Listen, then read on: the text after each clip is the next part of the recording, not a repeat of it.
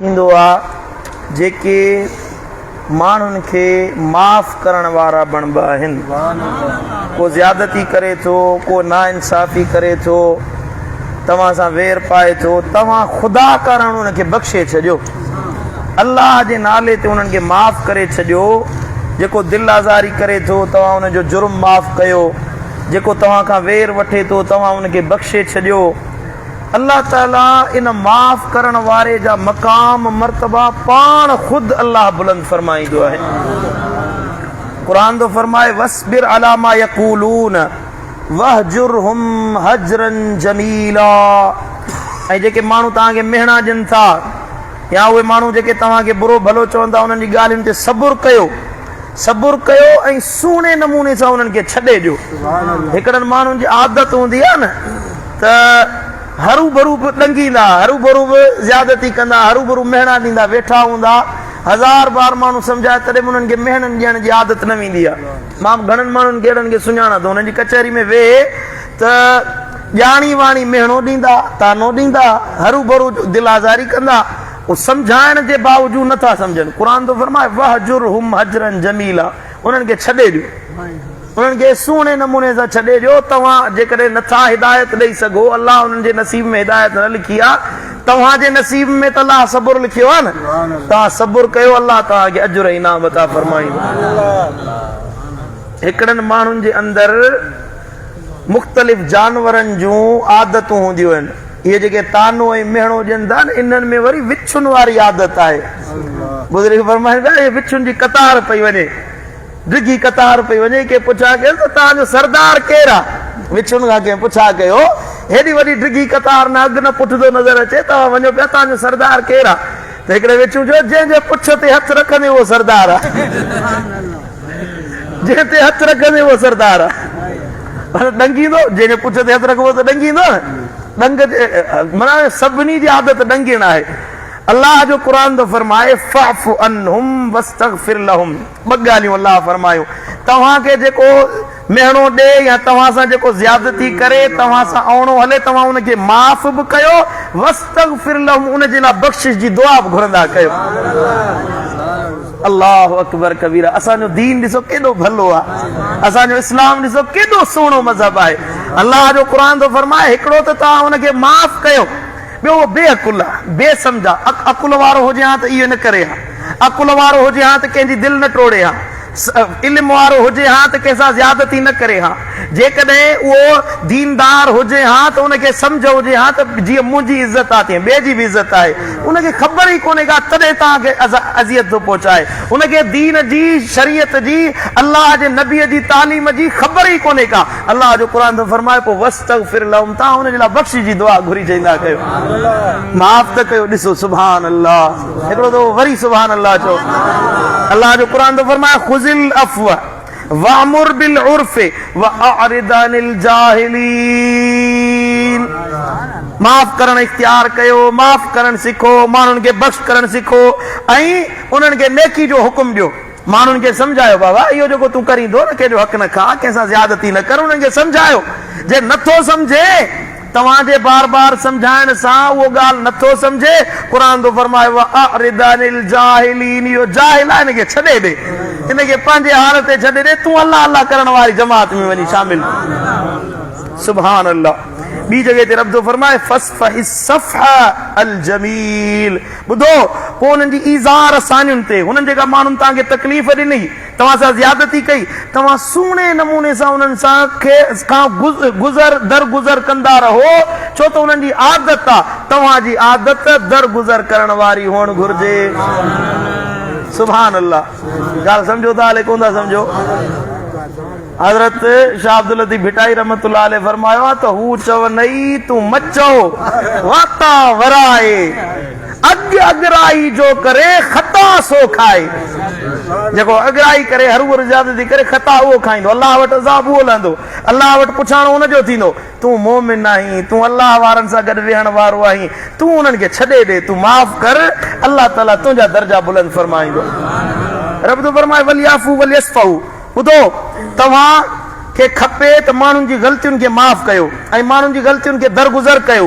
अला तुहिब्बून अन यग़फिर अल्लाहु लकुम, अल्लाह जो कुरान तो फरमाए छा तव्हां चाहियो था त अल्लाह तव्हांजा गुनाह माफ़ करे पहिरियां रब तो फरमाए माण्हुनि खे माफ़ कयो ऐं माण्हुनि खे दरगुज़र कयो पोइ अल्लाह वरी सुवाल थो करे मोमिननि खां कलमे पढ़ण वारनि खां अल्लाह खे मञण वारनि खां मदीने वारे साईं ते ईमान आणण वारनि खां अल्लाह पुछा थो करे अला तुहिब्बून ऐं यग़फिरल्लाहु लकुम छा तव्हां पसंदि कयो था तव्हांखे इहा ॻाल्हि वणे थी त अल्लाह तव्हांखे बख़्शे माफ़ करे छॾे पोइ वल्लाहु गफ़ूरुर रहीम तव्हां माण्हुनि खे माफ़ कयो बख़्श कयो अल्लाह तव्हां ते रहम कंदो ऐं तव्हांजा गुनाह बख़्शे माफ़ फरमाए छॾींदो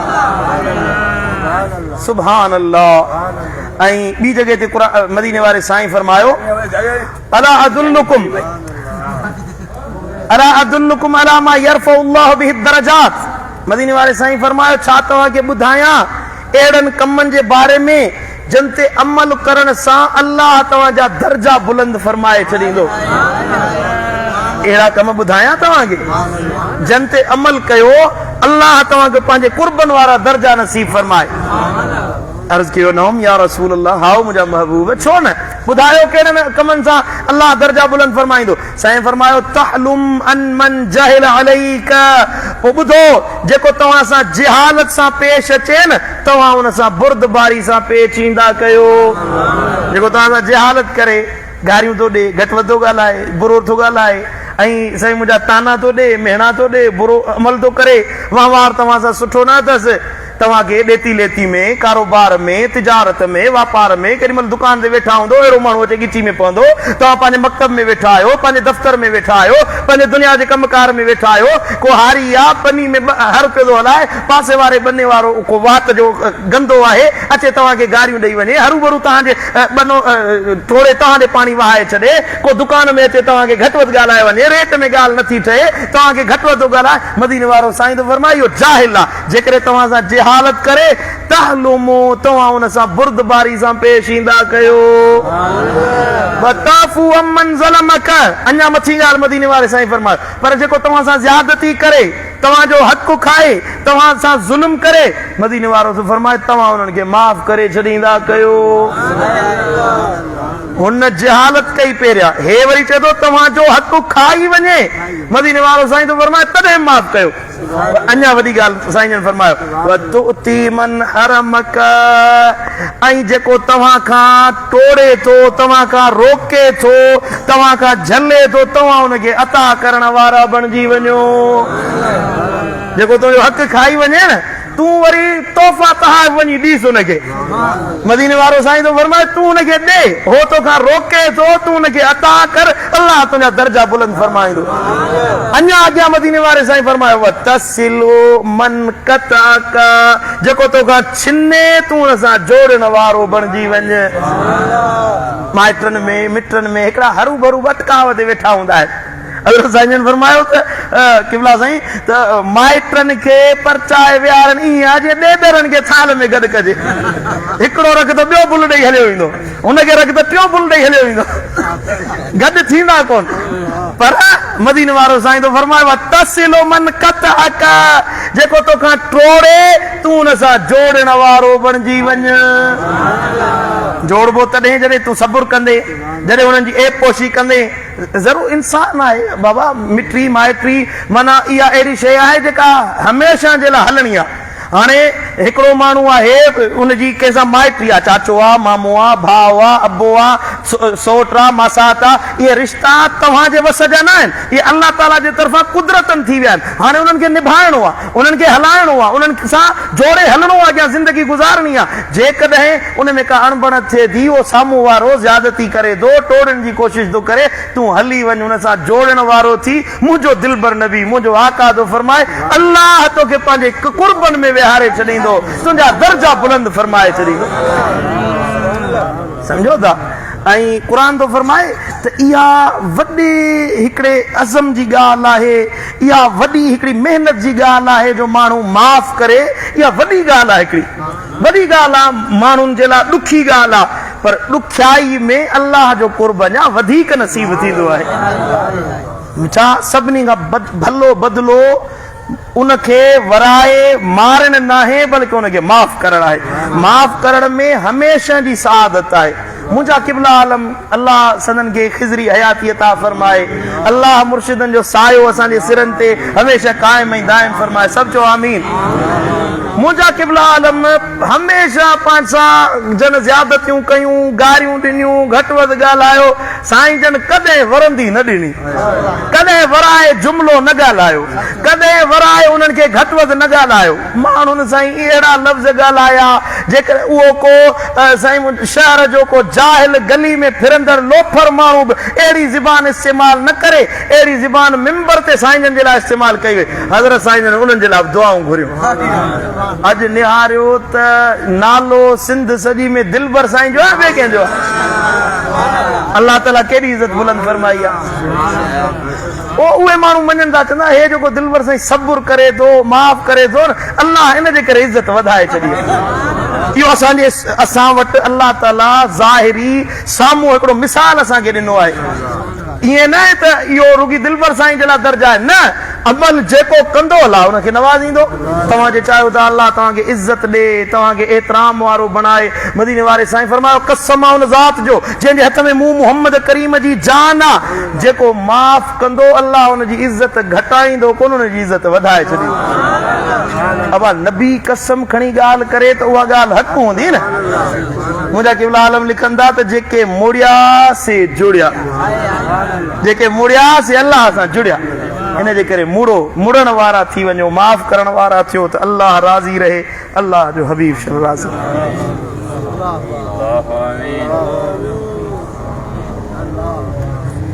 या रब्बी या रहमान, या अल्लाह तू राज़ी थी मुंहिंजा मौला, करम फरमा, रहम फरमा। जे ॻाल्हियूं ॿुधियूंसीं उन्हनि जे मथां अमल जी तौफ़ीक़ अता फरमा।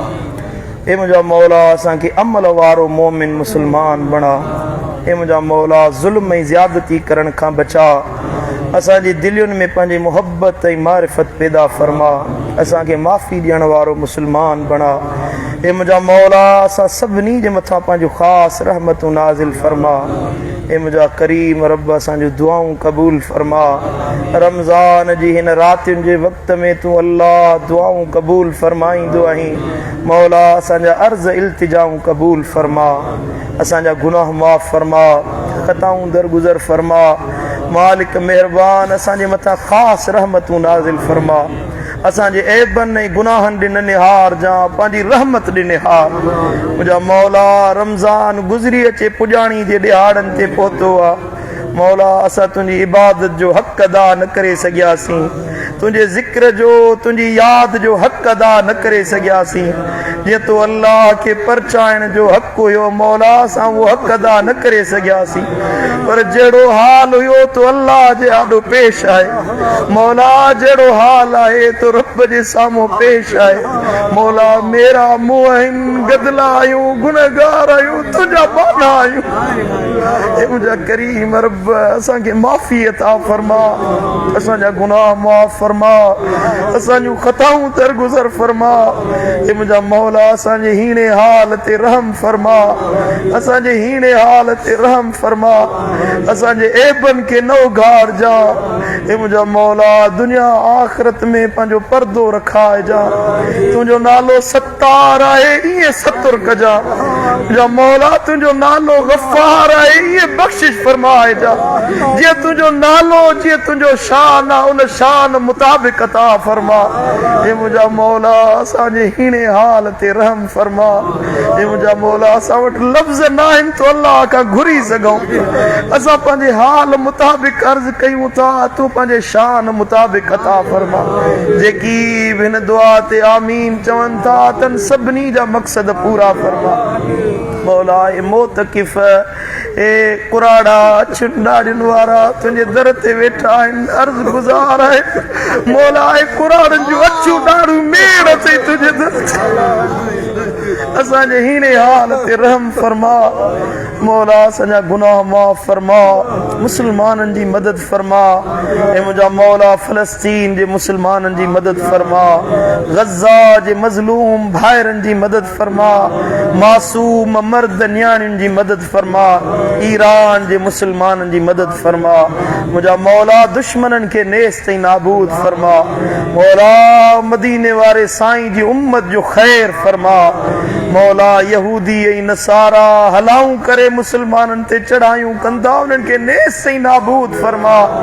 मौला नेतनयाहू ऐं ट्रम्प खे हलाक ऐं बर्बाद कर। असां मुसलमाननि खां ॾाढा आहिनि, उन्हनि वटि वॾा हथियार आहिनि, वॾा बम आहिनि, मीज़ाइल आहिनि। असां वटि जेकॾहिं उहे हथियार न आहिनि तो अल्लाह जी मदद आहे, तो अल्लाह जी कुदरत असां सां गॾु आहे, तो अल्लाह जो नालो असां मुसलमाननि सां गॾु आहे। मुंहिंजा मौला तोखां ॾाढा न आहिनि, हे मुंहिंजा करीम रब तोखां ज़ोर न आहिनि। तुंहिंजी कुदरत जो मज़हर ॾेखार मौला, अॼु पंहिंजी कुदरत जो मज़हर ॾेखार, पंहिंजे कुदरत जो ज़ुहूर ॾेखार। ईरान में जेके मुसलमान मुजाहिद उन्हनि दुश्मन जे साम्हूं बीठा आहिनि उन्हनि जी मदद फरमा, उन्हनि जी सिफ़ुनि में इत्तिहाद पैदा फरमा, उन्हनि खे पंहिंजे जिहाद जो जज़्बो अता फरमा। हे मुंहिंजा मौला तूं असांजे मथां राज़ी थी, हर मुसलमान ते राज़ी थी, असां सभिनी जे मथां पंहिंजी रहम करम नाज़िल फरमा। बिबरकती अल्लाह व मलाइकतहू युसल्लून अलन नबी या अय्युहल्लज़ीना आमनू सल्लू अलैहि व सल्लिमू तस्लीमा। अल्लाहुम्मा सल्लि अला नबीना मुहम्मद।